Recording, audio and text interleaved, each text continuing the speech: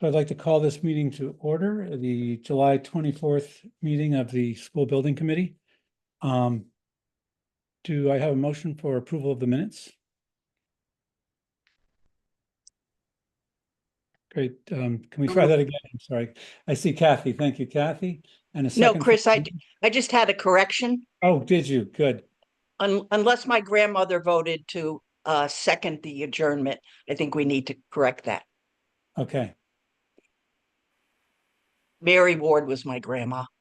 Oh, well, I'm glad that she's been recognized in our Yeah, she's meeting. pretty active. Yeah, it's cool. We all have our models in our life. So I'll move to approve the minutes, Chris. Okay, thank you. Do I have a second? Second. With that correction, all those in favor, please say aye. Aye. Raise your hand indicating. Good, thank you very much. All right, opportunity for public input. Is there anyone from the public?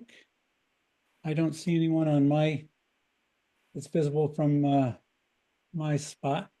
So I think we'll move on with the OPM update.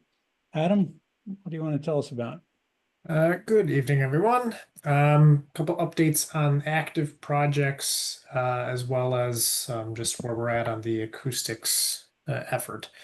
Starting with the playground, there are a number of ongoing weekly reports from both Colliers and the landscape architect Victor Segan. All is moving well at the playgrounds with regard to the resurfacing and upcoming installation of that additional playground piece of equipment. So the existing surfacing and subgrade components that were to be removed have been removed in the wood chips. So now they're finalizing the preparation of that surface to the correct slopes and heights before ultimately installing the equipment and pouring the new surfacing. So still tracking for an early August completion and then inspections a couple of weeks before school starts. So nothing substantive to report there other than it's proceeding and everyone's coordinating well in the field and no major issues to date. Can I ask a question? Yeah, go ahead, Tony. On several of those weekly reports, it said no workers present. At the time of that site visit. So Doug Goulet, who's the Colliers representative, lives fairly nearby. So he will often swing by on his first stop out the door before he goes elsewhere. And so they're starting work thereafter. So it does sound like, oh, nobody's working, but you can see in the photos progress is being made from the various site visits. So yes, that was an item I looked at too, just to make sure they're doing things. And yes, the contractors working on the project. It's just they didn't happen to be there while we were on site for a couple of ducks. Yeah, I have a question, Adam. You said that we're hoping to have it done early August. And then sometime after that, have the inspections. What happens, goodness gee, if the inspection doesn't go and we have to keep that playground closed for the beginning of school? Is there any way that the completion of the project and the inspection can happen bang, bang right after each other? Yes, and that is what the committee approved as part of the overall construction progress, rather than have a separate entity have to come out and do the certified inspections. That's already baked within Emmy O'Brien's scope to do that playground testing inspection for the reason you just mentioned. So as soon as they're ready, that person's already retained to come out. It's not 2 weeks later. It's proverbially the next day to minimize that risk. Yep. Thank you. Any other questions for Adam? Okay, I have a couple, Adam. With respect to that, the inspection item, is that something that you make sure happens, that Colliers make sure happens? When we check in with the contractor as to what their progress is, once we get down to that final week or so, that's the last bit of coordination is what day are they done, confirming when their inspector's coming out, making sure that it's not 2 weeks later. And then even before that last week, anticipating what the schedule are. So we talk about schedule, each time we're out there. They arrange for the inspector to come. Yes. You do not. Okay. Correct. I was out there today, myself, and it was the same story, no workers present, which is concerning. It's getting close to August. I also was a little concerned because I know that one of the issues there was the drainage. And there's no evident, and I didn't dig up the plans for the drainage, but there's no evident drainage in the large playground. There's no, as there is in the small playground. It's very clear. There's a grate, but I don't see any clear. And then there's a like the little retaining wall, the curbing on the property line side, which wouldn't encourage water to pass. So what's the story there? What is the story with the drainage in that? The larger playground, the drainage is designed at the southern portion, so farthest away from the school uh, portion of the playground. So all of the drainage is designed to go beneath the impermeable rubberized surfacing subgrade through that subgrade drainage, which is not a it's not like there's a catch structure there. If you look to the south of the playground in general, there's an overall swale and drainage inlet there for like en masse drainage in that area. And then the sub drain comes from that. You can't see it because there's no like pop up in the playground itself. So the pre-K area, you see that sort of that structure up top because there's not a free flowing drain down to something because there's the something is the sidewalk is in the way versus the playground. There's that grass swale area where it's designed to go. So that's why you don't see a structure right there if you're looking at it. Is there piping underneath the playground, or is it simply done with ground contouring and then putting gravel in it? There is piping within the playground to receive subterranean water. Yes, In the and larger that goes right the larger playground. Correct. Okay. All right. Do you contact them and sort of, or I mean, I would like to say, would you please contact them and nudge them? Already made a note based off the first question to reach out to them. Yes, Yeah. that'll happen.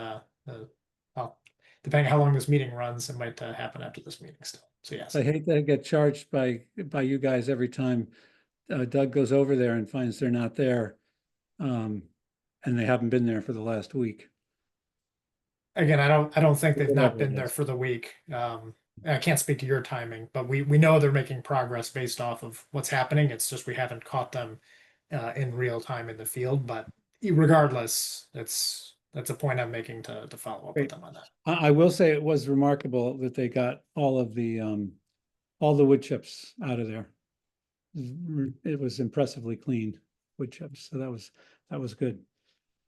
I can't speak to the contractor has been very communicative and helpful in identifying conditions as they've been coming up, coordinating with Richter Segan on questions, submittals, all that other items. So there's Excellent. been a lot of communication back and forth. Okay, the in the K playground, there are strings going across as shown in the pictures, and they're there still. What are those for? And I was concerned about them because there's still a lot of, as was pictured, rocks within the grid. Yeah, so as part of this, the contractor once they're done stripping, or once they were done stripping all the materials, there were adjustments that needed to be made to the subgrade. So the string lines would be part of them ensuring that they're hitting their grades, they're hitting their marks. Once they are set, the town procured surveyor, BSC, will come out to verify their elevations. So we're double checking that everything, all the slopes are right and everything is good before they go and pour the surfacing. So that's part of their prep work before they go and have it all ready to finally have the surfacing poured. But that isn't today, so they're still adjusting the grades, little rocks and things that need to be cleaned up. That still needs to occur. Great. My last question or comment on the playgrounds is, it's easy to get into. I just opened the gate and went in. I did have my little vest, and I even wore a hard hat to make it official. But the equipment that's there unassembled in boxes could be a very tempting, could be very tempting for a thief. And it is crazy specific equipment, some of the bearings and so forth that are, there was one anyway that was totally evident right there on top of this box it's opened. So I would be concerned about that. I am concerned about that. And I'm wondering, is this a situation in which they own the stuff until it's assembled? Yes, the town has purchased a finished installed product. And so while there might be the invoice, for example, for today is for the actual equipment itself, we haven't, this is their first invoice. If, for example, they just lost some pieces and wanted to back charge the town, we would just withhold that amount of payment until it was complete. But to your point, they control the site and the means and methods of ensuring that the equipment is there. If they have issues with components going missing, that's why they have insurance. That's why they own the fencing. When it comes to the surfacing, they own the security team to monitor that, to ensure that there's not trespassing on wet rubberized surfacing. So that's all within their purview to manage. I'm going to make a note of it when I call them up momentarily, just to double check that they've been made aware of it and that they're managing that. But again, the town didn't pay for 98% of a piece of equipment. They paid for all of it. All right, great. Any other questions on the playground? Adam, do you want to comment on the retention basin? Yes, we're myself and Derek Delay are in discussions with Fuss and O'Neill regarding the establishment of the crop, the Lomo at the bottom of the basin.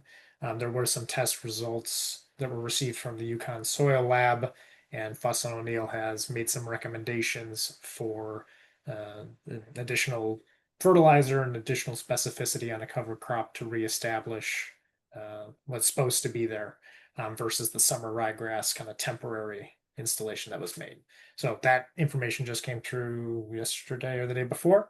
So Earth Dynamics, the contractor that was originally did that rework, is on those communications, and we'll need to go back out there and adjust that. Anybody have any comments, questions on that? Yes, there was a comment that grass seems to be growing. I don't know whether that was growing where it wasn't supposed to be or growing where it is supposed to be. That was the summer rye mix. That is the temporary spread to help stabilize the soils until the fall, when the proper long-term seed can be spread. And then next year, the Lomo will take over. It's just an annual ryegrass that'll die off after this year and then be supplanted by the long-term Lomo that's supposed to be there. So that comment is the grass that was the temporary, that's the grass that is starting to sprout. And what is Lomo? Lomo is that native seed mix that you see up at the top of the basin, where it's supposed to be a ecological environment there, a natural, not just a pile of rocks that drains water. So that's when I say Lomo, that's what I'm referring to. It's the native meadow mix that's supposed to be there. Okay, and is the retention area draining appropriately? Yes, it's not retaining water. It's performing well from a drainage perspective. Yes. Right. I was wondering about the grass, the amount of grass coming through the netting. It looks like it's pretty sparse to me. Through that, what is that stuff called? That kind of netting material. It's a heavier one than I'm used to. The filter fabric. Yeah. Yes. Yeah. We're talking about. Anyway, next time somebody goes, if they could take a closer look at that, just to make sure we are getting the appropriate seed growing rate would be great, or density. Because I could just see, does that stuff come off again, or does it just, is it allowed to degrade? The established netting stays there, unlike the silt socks and the filter and the silt fabric, which that gets removed once it's Okay. done its bit. Okay. The one other thing I noticed in that region was the meadow area. I'm wondering, it's the part in front of the third grade classrooms, downstairs, most southerly wing. Is Richter Seegan scheduled to go back out again? At They all? will be back on site, yeah, for the playground at some point in the near Okay. future. Yep. So on their next trip out there, if you could ask them to swing by that area, to look at it, it looks to me like there's a lot of mugwort growing in there. And it's a great idea, what we're trying to do, but it does require some establishment effort. Which maybe I would like to hear from them what we need to do to make sure that we don't lose what we may have had as invasives come in. Okay. Yep. I'll ask them. Okay. Adam, anything else you want to tell us about? Just as an update on the acoustics, I did reach out to Centec and Richard Turlington Architects regarding some of the items we talked about last meeting. I've not yet heard a response or received updated documents to that effect. Once those come in, my intention is to make a formal submission. Well, first confirm with the committee that all the items have been addressed appropriately based on what you're requesting. And there may need to be some communications about the dimming of the lights just to make sure that what's being specified and what would be installed aligns with what Principal McCoy and what you all were intending.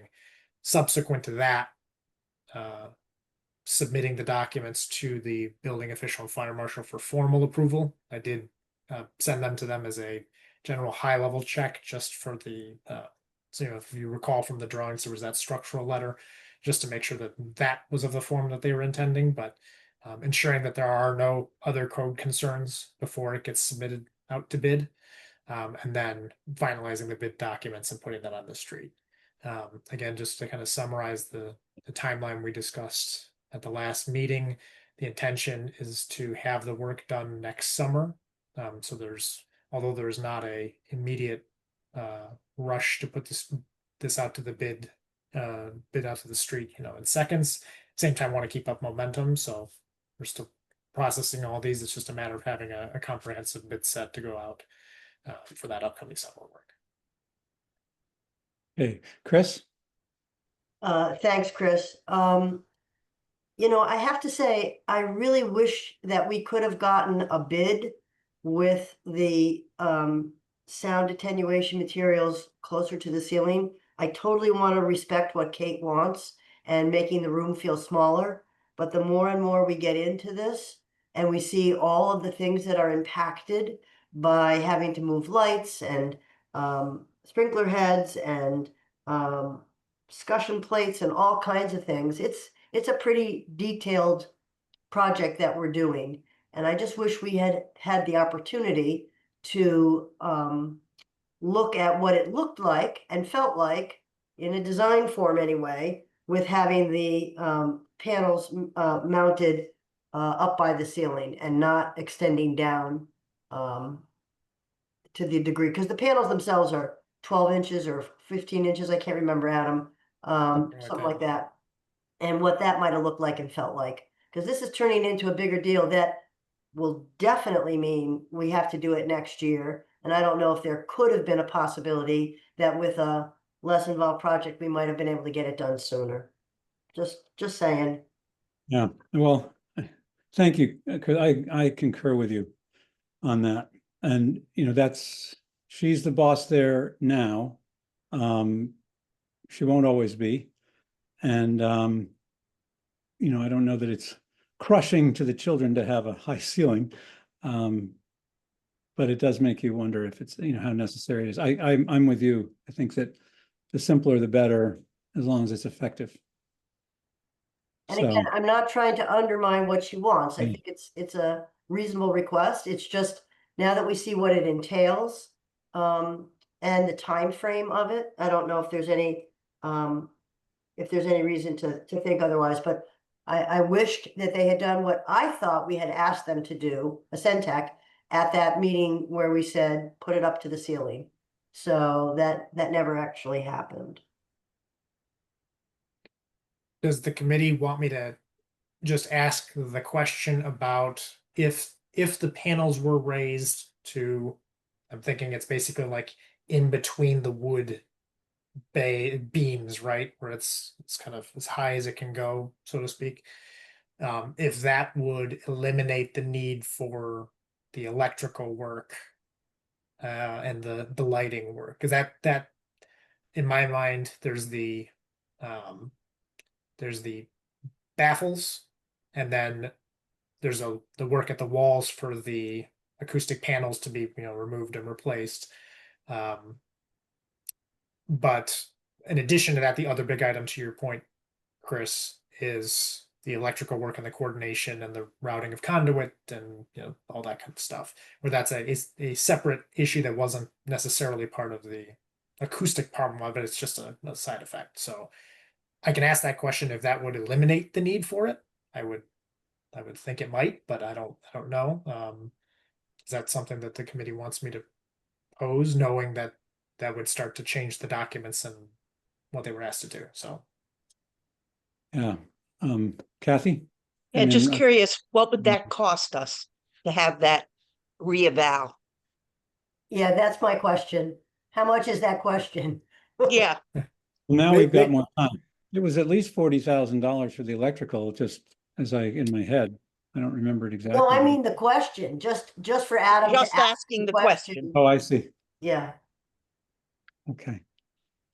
You Adam, know, do if you they're want gonna, to- they're gonna Ryan? charge us so many thousands of dollars more per hour for that, I think we have to weigh that in as well.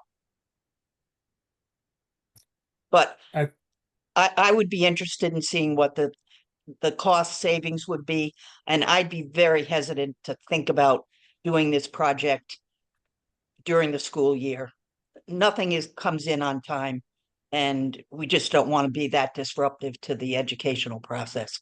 So that piece I'm not sure about. yeah, I hear you, Kathy. My experience with some of these projects is that like the ceiling portion is probably, if it was scaled back and not hung down and all of that stuff, if it was actually up to the ceiling, I did a comparable size room in 3 days.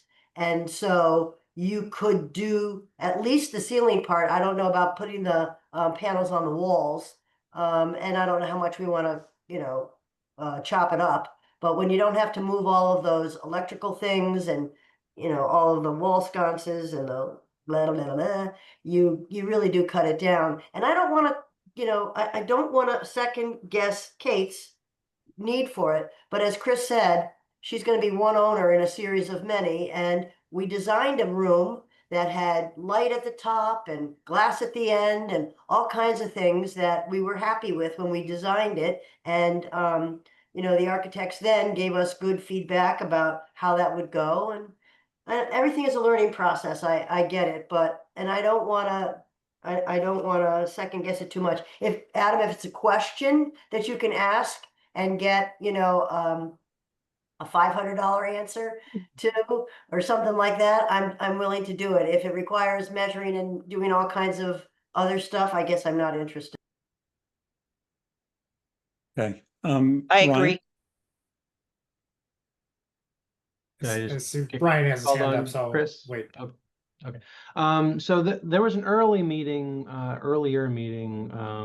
with the acoustical design team that I had to step out of, and I got the sense when I arrived at the next school building committee meeting that probably the question I'm going to ask would have been asked. I suppose I should have just interrupted the discussion and get caught up on my own, and I didn't. So for that, I apologize. But I know that Kate's point about, making the room feel a little bit smaller, less intimidating, more intimate, like I know that that's a vision she has, a goal she has, a goal I think others have, maybe two, or something they like about it. But, and this is where I'm wondering if the part I missed didn't cover this earlier on, but I wasn't operating, I guess, under the impression that that was sort of like the leading consideration for why the height, or the span, I guess, from the ceiling, that the amount of drop was what it was, that it was about the efficacy of the panels themselves. And if that's not the case, so I guess in my simple analogy, right, everybody can imagine like a roof overhang.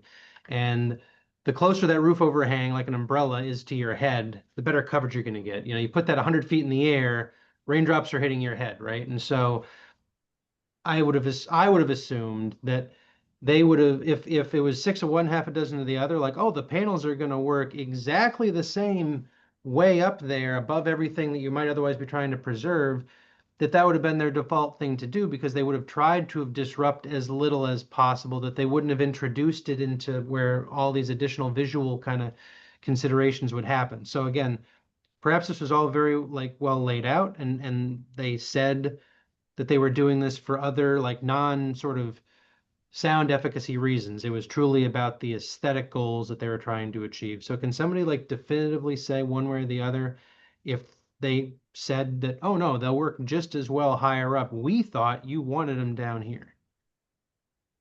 If I may, I do remember him saying that it did make a difference. It didn't seem to be the difference, but it did Right. make a difference. Just that your umbrella example is a good comparison. And what I would like to suggest in relation to responding to that and responding to Chris's and my own concerns is to ask them to lower it as low as they can without, to the point where we do not have to mess with the electrical stuff. That's what I would do. In the meantime, I also had another suggestion on all this, and which would be to put a, the banners you see often in towns. You go through a town downtown, and there's kind of a banner on perpendicular posts from light posts, and then there's something between them. I'm wondering if we couldn't do something like that on all the poles that could be in a sound absorbing something that's about 1.5 feet wide. It looks decorative, it's colorful. Maybe it says something, maybe it doesn't, but it could blend in well, and it could help the situation.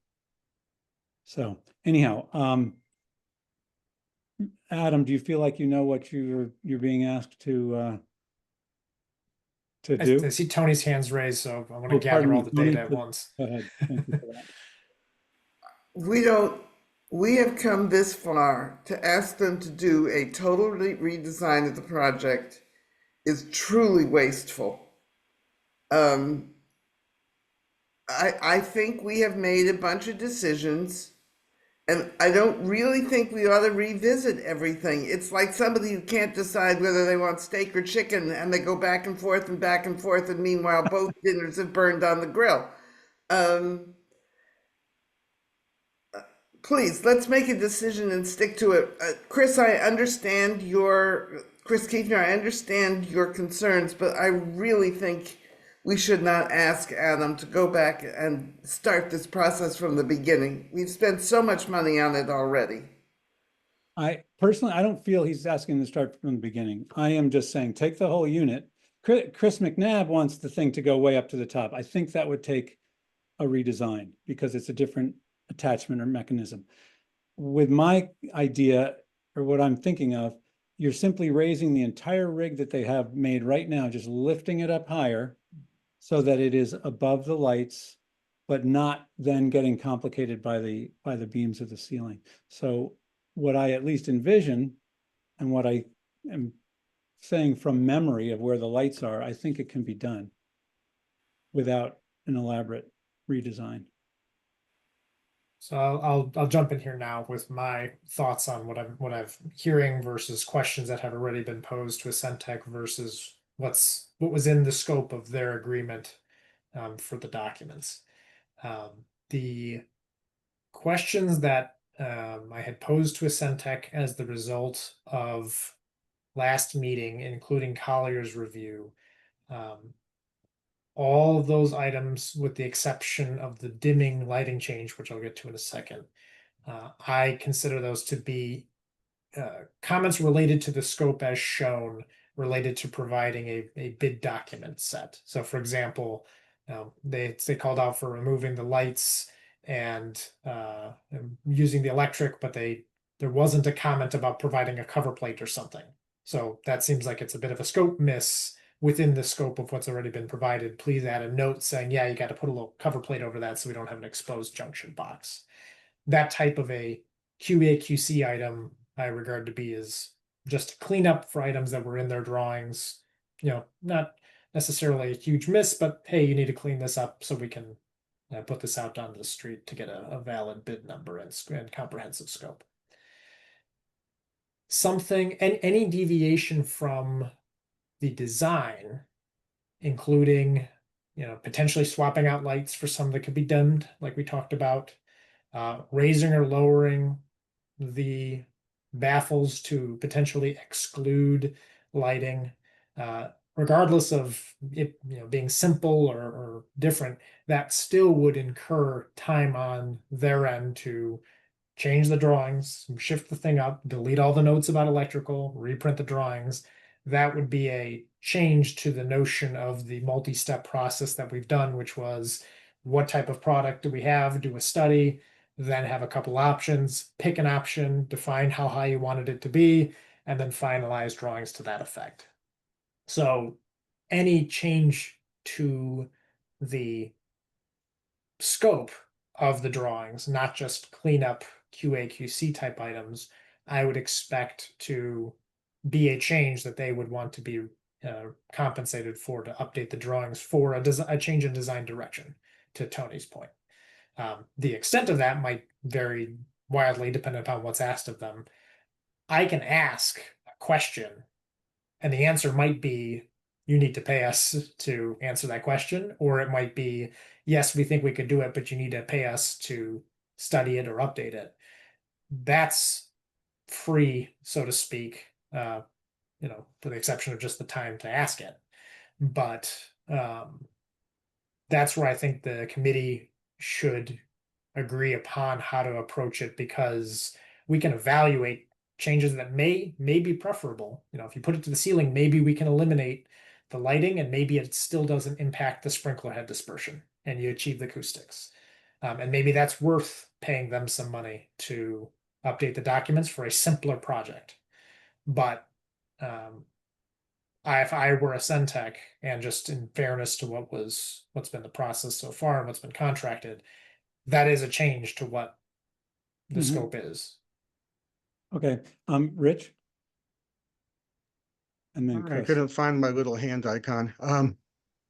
I saw you. My only thought is, I'm willing to look at other things, but we also have to remember that we are now going on our third year of really difficult noises in that space. And my classroom was off the mezzanine in the first grade wing, and you could hear the lunch sounds echoing down the corridor. It was very difficult for teaching and learning. And I think we owe teachers, a solution. So as long as anything that we do does not add more time onto it, I'm willing to explore, but we need to get this done. Mhm. Thanks, Rich. Chris? Thanks, and thanks for that comment, Rich. I guess I was really expressing my frustration that Ascentech didn't come back to us with what I thought we had asked them for the first time they showed us the mezzanine level ceiling. So that's how I interpreted how we left that meeting. And I don't know if others said, no, we still want to keep the ceiling low. And of course, there's going to be that umbrella effect that the higher up it is, you lose something. But what they gave us as what we might lose was minuscule amounts compared to the overall sound attenuation that we were getting from lowering it. So I don't want to slow it down, and I don't want to undermine Kate's desire to have the room feel smaller. Now that we've seen what it's taking to do it, I guess I just wanted to ask that $500 question if we could. And if that $500 question does, and that's the question, the redoing the drawings and all of that stuff, I get it. But my contention would be, it wouldn't slow the project down, because we're not planning to start it anytime soon anyway. And it could speed it up. And we would save, I believe, what it would cost us to redo the drawings in all of the wires and plates and whatever we have to change. And if not, then I don't want to even look at it. Okay. Adam, you have an idea of what to do? Yeah, how I to- mean, I need to coordinate with them anyway on the questions that are not changing in scope, that are the, hey, specify the anchor for this type of thing that's in your drawings, right? So that follow-up with them is already going to occur because that's needed for the scope as designed, so far as I'm concerned. So, I mean, the initial question that is just a clarification is if this were higher, is that's what's driving the need for the lighting scope? If it goes higher and that eliminates the lighting scope, then that gives us the answer we need, I think, Yes. on does there need to be a potential change. If you put it up to the ceiling and for some reason you still need lighting for whatever, then it sounds like why would we bother even tweaking that? You know, we're not gaining anything other than redesign costs and slow down time on momentum. If the answer is yes, we needed to change the lights because of the height of the baffles. If the baffles were higher, we wouldn't need to change the lights. I think that question, which they've already studied, there shouldn't need to be a grandiose exercise, in my view, to say why did you call out for the lights to be removed? You know why you did that, so just please tell me why you did that, and then we can infer from there how that might impact the scope. All right. Thank you, Adam. Anybody else have any questions for Adam? Adam, is there anything else you wanted to tell us specifically? The water. Say that again. Water treatment system? I don't know if Bill or Mike, I think Mike is on, if you Yes, want to he give is. an update on water treatment. Mike Pasacco, do you have anything to tell us about with the water treatment system progress? We hope the word is progress. Hey there. Yes, we're kind of on the home stretch with Connecticut Water. However, still waiting on a final piece for the water system, which is our control panel. We're expecting that to show up any day. We're hoping for tomorrow, but it could be this week. With the Department of their water division, and we have plans to be out to inspect our system as soon as it's operational. So expecting the system to be operational early next week at the latest, and once we've got it running and completed our inspection with the Department of Public Health. Could I ask Ryan if you would please let us know let the committee know when this thing gets turned on? Just Yep. send out a memo. I know Mike Okay. was cutting out a little bit. We'll alert the committee. Connecticut Water, I believe in the last couple days is in receipt of the control panel that was being fabricated elsewhere, and so they're pledged to have the system operational before the calendar hits August, as far as I know, that as Mike said, so operational by next week at the latest. As far as I know, we're still on track for that. Okay.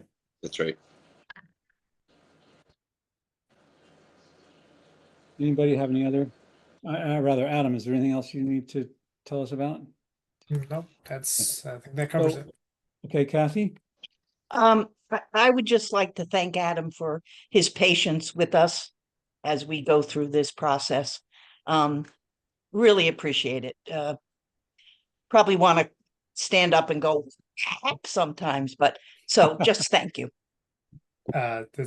This is not easy. That's why my field exists, is to help navigate this, because this is building a building and navigating issues that affect students and the learning environment and money and timing. It's not simple, and there's always the evaluation of what to do, what not to do. So this is not atypical, not a problem. Well, just so you know, I believe all of us appreciate your patience. Thank you. Yes, very much so. I had a couple of, if no one else does, a couple of observations as I walked around the building today. And this is over in the utility area. I forget what that building is called, where the pump house is and so forth. there is a large pallet with something on it. It looks like it may have been a shade structure or whatever. The cardboard on it is now kind of melting, as in it's been there a long time, and it not only looks junky, but if it's something that we should be using, I don't know where we should be using it. If it's not something we should be using, it should be taken out of there. This is for Ryan and Mike as much as anybody, but can it, and there are three things over there. That's thing one. Thing two is what looks to be old bags of the underlayment rubber stuff that goes underneath the top surface. My guess is those are not going to be usable by the current people because they're not going to want to guarantee some other old product, but it's about a pallet worth, a cube approximately. And then there is there may be as many as 20, I'll just throw out, say 15 5-gallon buckets of something. I didn't even look at the label, but they've obviously been there a long time. It's the sort of stuff that, again, nobody's going to want to use under a contract job. I think we need to figure out what they are and move them on wherever that is to sell them or whatever we do. If I can speak to that, Chris. Great, good. So the vendor that's working with us to complete the playground now, the rubberized surface, they're going to take that remaining rubber product, the remaining rubberized surface. They're going to reprocess that. They're also going to take the 5-gallon containers of binder. It's left over from the initial surfacing work that was done for the playground. And then the structure that's on pallets is a shade structure. It was intended for the smaller playground area adjacent to the school, but it's going to be used because it wouldn't quite fit well there. It's going to be used to create a shade structure on the larger playground over a seating area for school staff and visitors of the playground to get some, so that piece used and the other materials are going to be reclaimed by the playground vendor. Okay, terrific. So they're going to put it in before the shade structure, before they do the surfacing, or does it go off of the playground area? I mean, I would have it moved over there. I think they, and Adam, you have to correct me if I'm wrong, but I believe they put the base for that structure in, put the surface down, and then install the surface, portion of the structure, the shade. If Okay. we're talking about that that larger shade, that when we were walking the site with the contractor, they were kind of pointing out locations. My understanding is that was going to be targeted for just off the side of the playground area on that little grassy hill location. So That's it wouldn't impact the surfacing project at all. It's technically under a separate PO, so we walked it with Principal McCoy as well, just in terms of how that area would be used, and so it's Chris, it'll happen quasi concurrently, even though it's, like I said, technically a separate good. effort, but As long as it'll it's be not right just off going of to that. sit there and be forgotten. The last thing is that container itself that's there. Two things on that. Number one, basically it looks crummy. And I believe we own it. Does the district own it or the town? That's Is right. it rented or is it owned? Town So it's a owns it. permanent, we keep it as a storage structure, is that right? That's right. Okay, I am wondering if it would be less offensive by doing two things. One would be rotating it so that it goes against that back wall. And the second would be to get some sort of they make these skins for those boxes. And whether you do that or paint it, just so that it doesn't look quite so industrial, where we're trying to, it should look a little nicer over there. And it's very easy to have it start to collect junk when you have one of those things. So I wonder if we could consider. I agree. Our hope is to get it out of there altogether and store it elsewhere. But if we still need for storage, and is to repaint it. But I'm going to look at the skins you mentioned. I haven't seen those, but that sounds interesting as well. Yeah, if you rotate it, it'll be less visually jarring because you don't have all the stuff from the doors. I know that's not simple, but Yep. maybe the front loader from the transfer station can help. No, but yeah, and once those materials are out of the way, that I don't think that'll be so The risk challenging. is that more junk Good gets. ideas, Chris. Thank you. Thanks. But there's also the issue of stuff getting stuck behind there again. But anyhow, okay. Anybody else?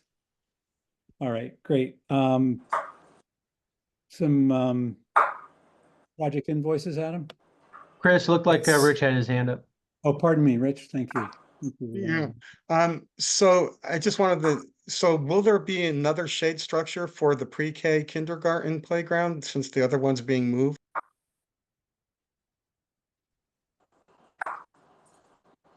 No, it's not one of the plans for that playground. That's a shame. It's very hot there. Very hot.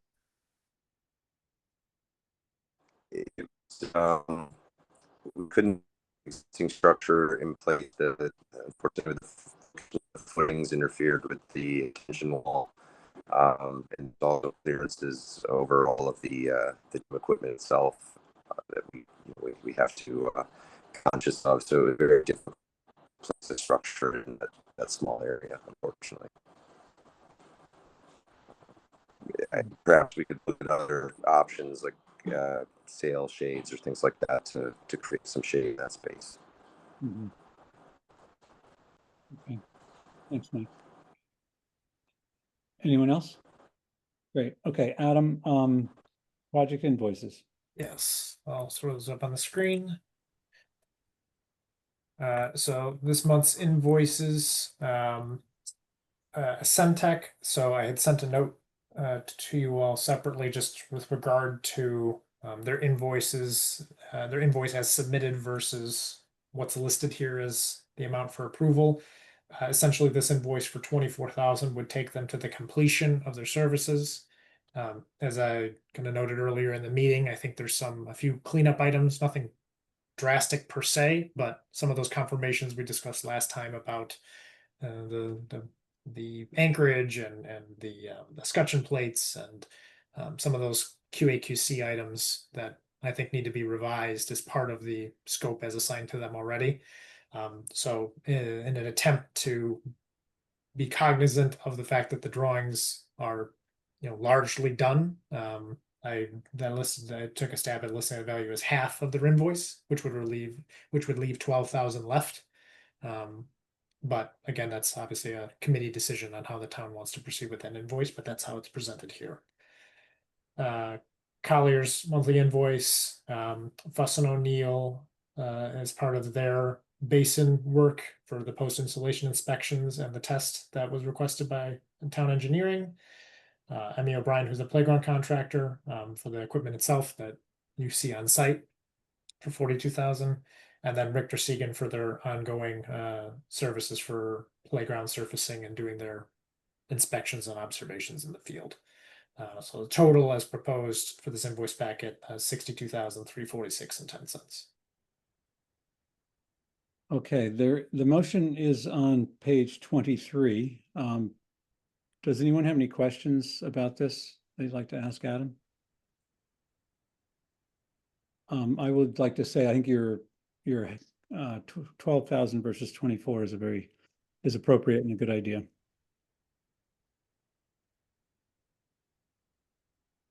So is there anyone who'd like to make a motion? Oh, thank you, Adam. Great, Kathy, thank you. Go ahead. Sure, I'll move to approve the invoice packet dated 7/24/2025, including invoices from Centec, Colliers, Fuss and O'Neill, Emmy O'Brien, and Richter and Segan for a total approval of 62,346.10. Do we have a second?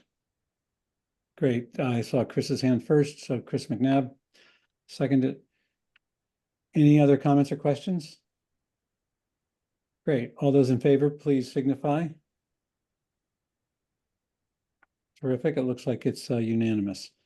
Thank you very much. All right. if there's no other business, and I believe there is not. Oh, Kathy, go ahead. I'm sorry, I was having difficulty hearing Mike about the shade issue. What are there any other options for the lower grade He mentioned the playgrounds? sale, a simpler sort of a sale setup. Yes, Is that like a something we're fabric, looking at? It's not, but they're generally low cost, and I think it's something we could add to potentially, provide some shade for folks out there. I'm sorry, I'm having difficulty hearing you, Mike, but is this something that the district can take care of? It's not a school building, but an issue that needs Yes, to be I think addressed? Yes, I think this is it's a small purchase, item that we could purchase on our own and take care of. Is that something we can look at then via the district, not through the school building committee? I just want Yes, to, I would like to make sure that we're doing whatever we can to mitigate that heat issue. yes, absolutely. Okay, I can Apologies for talk the with connection. Candace about that and you. Thank you, Mike. Thank you. Okay, any other questions or comments for adjournment?